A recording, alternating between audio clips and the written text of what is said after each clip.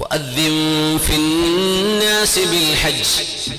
ഇബ്രാഹിം അലൈഹിസ്സലാം ജബൽ ബി ഖുബൈസിന്റെ മുകളിൽ അല്ല സഫായുടെ മുകളിൽ അഭിപ്രായങ്ങൾ കാണാം. കയറിയിട്ട് അള്ളാഹുവിന് വേണ്ടി വിളിക്കുകയാണ്, ജനങ്ങളെ, അള്ളാഹുവിന്റെ ഭവനം ഇവിടെ തയ്യാർ ചെയ്യപ്പെട്ടിട്ടുണ്ട്, നിങ്ങൾ ഇങ്ങോട്ട് വരണം. ഇബ്രാഹിം നബി ചോദിച്ചു, റബ്ബേ, ഞാൻ ആരെയാണ് വിളിക്കേണ്ടത്? ഇവിടെ ആരുമില്ലല്ലോ, ഞാൻ ആരെയാ വിളിക്കേണ്ടത്? ഇവിടെ ജനവാസമൊന്നും അധികം ആയില്ലല്ലോ. ഇബ്രാഹിം നബിയെ നിങ്ങൾ വിളിച്ചോളൂ, കേൾപ്പിക്കേണ്ടത് എന്റെ ബാധ്യതയാണ്, നിങ്ങൾ വിളിച്ചാൽ മതി. അതിലും വലിയ പാഠങ്ങളുണ്ട്. ഒരു മനുഷ്യന് നന്മ പറഞ്ഞു കൊടുക്കേണ്ടത് നമ്മുടെ ബാധ്യതയാണ്. അയാളത് ചെയ്യിപ്പിക്കണം, ഇതൊന്നും നമ്മളെ കൊണ്ട് പറ്റില്ല. അതൊക്കെ അള്ളാഹുവും അവരും തമ്മിലുള്ള ഹൃദയബന്ധം പോലെ ഇരിക്കും.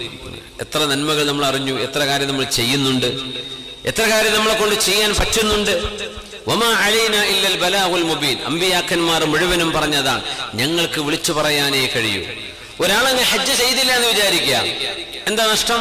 അയാൾക്ക് നഷ്ടമല്ല, എന്ത് ചെയ്യും?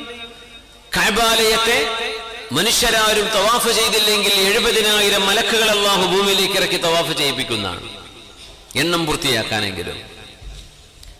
അതുകൊണ്ട് തവാഫ് അവിടെ നടക്കും, സഈ നടക്കും. ഇബാദത്ത് അല്ലാഹുവിന് ഇഷ്ടം പോലെ മലക്കുകൾ ചെയ്തുകൊണ്ടിരിക്കും. മലായിക്കത്തുകളുടെ ലോകം നിറഞ്ഞു നിൽക്കുകയാണ്. അത്വതിസ്സമാ വഹഖ ലഹാ അൻ തഇസ്. ആകാശ ലോകത്തിന് ഭാരക്കൂടുതൽ കാരണം ശബ്ദം വരുന്നുണ്ട്. അവിടെ നിന്ന് ഭാരം ഒരു വണ്ടിക്ക് ചുമക്കാൻ പറ്റാത്തത് വണ്ടിയിൽ ലോഡ് ചെയ്ത് കഴിഞ്ഞാൽ ആ വണ്ടിയുടെ സൗണ്ട് മാറും, പല ക്രാക്കിംഗ് സൗണ്ടും കേൾക്കാൻ തുടങ്ങും. ആകാശലോകം ഭാരം കൊണ്ട് അതിന്റെ ശബ്ദം വരുന്നുണ്ട്, ഭാരക്കൂടുതലുണ്ട് അവിടെ. 4 വിരൽ വെക്കാനുള്ള സ്ഥലം പോലും ആകാശലോകത്ത് ഒഴിഞ്ഞു കിടക്കുന്നില്ല. റുകൂഇലോ സുജൂദിലോ കിടക്കുന്ന ഒരു മലക്കില്ലാത്ത 4 വിരൽ വെക്കാനുള്ള സ്ഥലം ആകാശലോകങ്ങളിലില്ല. ആകാശലോകത്തിന്റെ വലുപ്പം എത്രയാണെന്ന് മനസ്സിലായാലേ നമ്മൾ ഈ പറയുന്ന ഈ ഹദീസിന്റെ സാരം മനസ്സിലാവുള്ളൂ. കോടിക്കണക്കിന് നക്ഷത്ര സമൂഹങ്ങളുണ്ട് എന്ന് നമ്മൾ പറയുമ്പോഴും ഈ പ്രപഞ്ചത്തിന്റെ കേവലം 4% നമ്മൾ കണ്ടെത്തിയിട്ടുള്ളൂ എന്നും അതിന്റെ കൂടെ ചേർത്ത് വായിക്കണം. ബാക്കി 96% ഇനി കണ്ടെത്താനിരിക്കേണ്ടതാണ്. ആകെ 4% ഈ കാണുന്നത് ബില്യൺ കണക്കിന് താരസമൂഹങ്ങൾ. അപ്പൊ എത്രയായിരിക്കും ബാക്കി കൂടെ കൂട്ടിയാൽ? ഇതിനെ മുഴുവൻ കവർ ചെയ്യുന്ന ലോകമാണ് അസ്സമാഉദ് ദുനിയ. അതിനെ കവർ ചെയ്യുന്നതാണ് സമാഉ സാനിയ. അതിനെ കവർ ചെയ്യുന്നതാണ് 3ാം ആകാശം. അങ്ങനെ 7 ആകാശങ്ങൾ. അതിനപ്പുറത്താണ് അർശും, അതിനപ്പുറത്താണ് സ്വർഗവും നരകവും സിദ്റത്തുൽ മുൻതഹായും ഒക്കെ കിടക്കുന്നത് അവിടെയാണ്.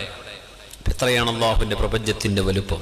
അതിനുള്ളിൽ അള്ളാഹുവിന്റെ ഭവനത്തിലേക്ക് നിങ്ങൾ യാത്ര ചെയ്ത് വരണമെന്ന് അള്ളാഹു നമ്മളെ വിളിക്കുകയാണ്. ഒരുപാട് യാത്ര നമുക്ക് പോകാം, പക്ഷേ ആ അധിക യാത്രകൾക്ക് ഇൻവിറ്റേഷൻ ഒന്നും ഉണ്ടാവില്ല. നമ്മളായിട്ട് വിസ എടുത്ത് പോവുക ചെയ്യുക, അല്ലെ? ഇത് അള്ളാഹുവിന്റെ ഇൻവിറ്റേഷൻ കിട്ടിയിട്ട് പോകുന്ന യാത്രയാണ്.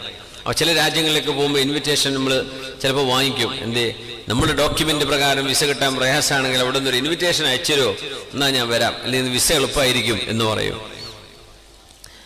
ഇത് അള്ളാഹു ഇൻവിറ്റേഷൻ തന്നു കഴിഞ്ഞിരിക്കുകയാണ്, അത് കൈപ്പറ്റിയിരിക്കുകയാണ്. ആരാ തന്നത്? അതിനപ്പുറം ഇനി ഒരാൾ, ഒരു എൻറ്റിറ്റി പ്രപഞ്ചത്തിൽ ഇല്ല നിങ്ങൾക്കൊരു ഇൻവിറ്റേഷൻ തരാൻ. അള്ളാഹുവിന്റെ ക്ഷണമാണ് നിങ്ങൾക്ക് വന്നത്, ഇങ്ങോട്ട് വരണേ. ആരാ വിളിച്ചു പറഞ്ഞത്? ദൂതനാരാൻ? പ്രവാചകന്മാരുടെ ഉപ്പയായ നബിയുല്ലാഹി ഇബ്രാഹിം അലൈഹിസ്സലാം. അള്ളാഹുവിന്റെ മെസ്സേജ് നിങ്ങൾക്ക് കൈമാറി തന്നത് മഹാനായ ഒരു പ്രവാചകൻ. വിളിക്കുന്നതോ അഫ്ദലുൽ ബിഖാ, ഈ ഭൂമിയിലെ പ്രപഞ്ചത്തിലെ ഏറ്റവും ശ്രേഷ്ഠമായ പരിശുദ്ധമായ ഒരു ഭൂമിയിലേക്ക്. ഇതൊക്കെ മനസ്സിൽ കരുതിക്കൊണ്ടാണ് നമ്മൾ ഹജ്ജിന് പോകേണ്ടത്, ഉംറക്ക് പോകേണ്ടത്. അപ്പോഴാണ് അതിന്റെ മഅന മനസ്സിലാവുള്ളൂ. ഇതറിയാതെ നമ്മൾ അവിടുത്തെ കാഴ്ച കാണാൻ വേണ്ടി പോയാൽ നമ്മുടെ യാത്ര നഷ്ടമായിരിക്കും. ഖൽബ് കൊണ്ട്, നമ്മുടെ ചിന്തകൾ കൊണ്ട് ഉൾക്കൊള്ളേണ്ട ഒരുപാട് യാഥാർത്ഥ്യങ്ങളുണ്ട്. മക്കയിലേക്കും മദീനയിലേക്കും ചെല്ലുമ്പോൾ ആ ആശയം ഉൾക്കൊള്ളാനാണ് അള്ളാഹു വിളിക്കുന്നത്. ആ ആശയം ഉൾക്കൊള്ളാതെ പോന്നിട്ട് എന്താണ് കാര്യം? ആ ആശയം മനസ്സിൽ കരുതിക്കൊണ്ടാണ് നമ്മൾ യാത്ര ചെയ്യുന്നത്.